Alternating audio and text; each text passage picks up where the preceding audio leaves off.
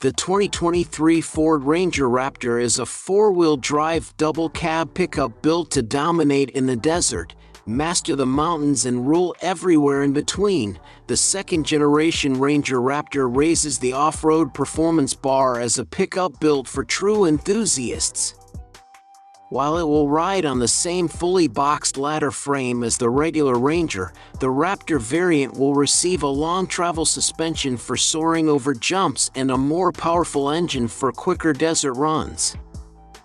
The Ford will only be offered in one body style, a crew cab connected to a 5-foot cargo box. The interior should have distinct flourishes and a feature-laden infotainment system.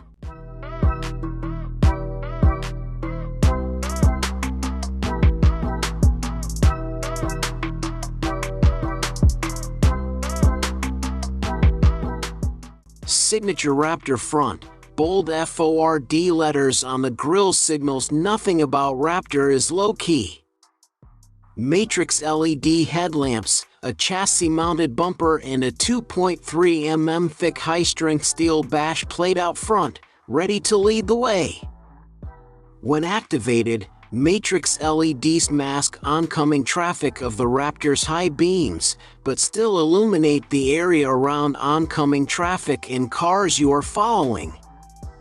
The Ford Ranger Raptor's Matrix LEDs are okay, but not as fast-acting, as precise, or as clear-cut as similar technology on Mercedes-Benz and other luxury cars we have tested.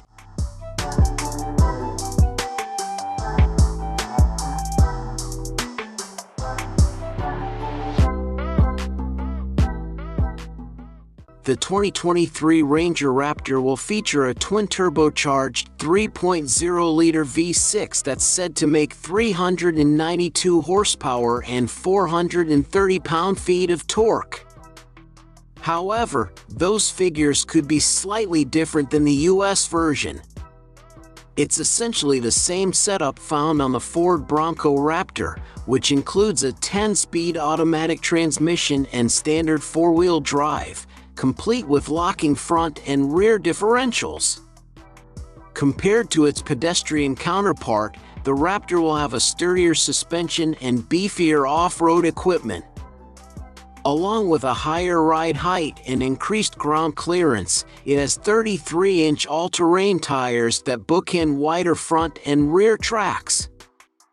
The Ranger Raptor 3.0 4x4 comes standard with two 85/70R17 front tires and two 85/70R17 rear tires.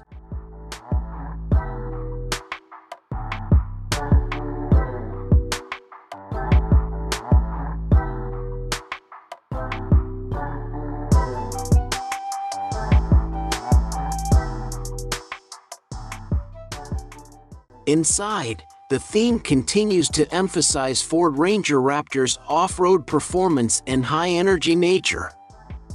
The cabin features all-new, jet fighter-inspired sports seats in the front and rear to increase comfort and offer more support during high-speed cornering.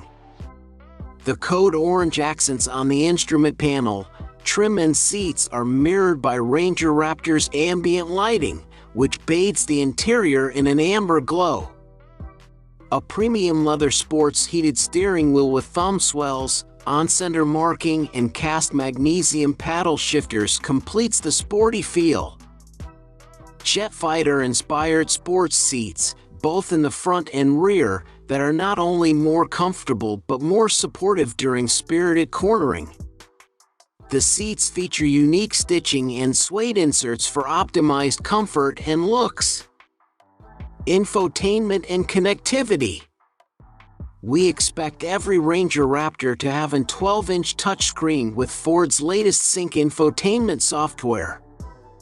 That would mean Apple CarPlay, Android Auto, and a subscription-based Wi-Fi hotspot are standard features.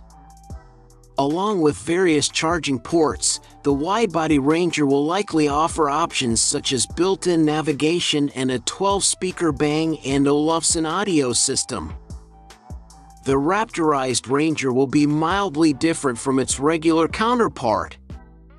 While we still expect an abundance of hard plastics and some rubberized materials, Ford spruces up the cabin with exclusive content. The overseas version boasts leather and micro-suede upholstery and heavily bolstered front seats. In addition to a pair of aluminum paddle shifters, the steering wheel should wear a red band at the 12 o'clock mark, denoting its performance edge. We anticipate it'll offer a similar set of standard and optional features as the standard truck, including dual-zone automatic climate control, heated front seats, remote start, and more. The Ranger Raptor will probably come in only one configuration, a crew cab body style with a 5-foot cargo box. As for the back seat, there are directional air vents, a USB-A and USB-C port for charging, and decent comfort. I wouldn't say the rear bench seat is the last word in comfort, but it is at least a bit less flat than other dual-cab utes. You will fit 3 adults across the back. I was middleman for one trip at the launch, but knee room for taller people is a bit limited, as is head space. I'm 182 centimeters /6 feet 0 inches, and behind my own driving position I found the front sports seats of the Raptor impinged more than the wild track I'd been in before it.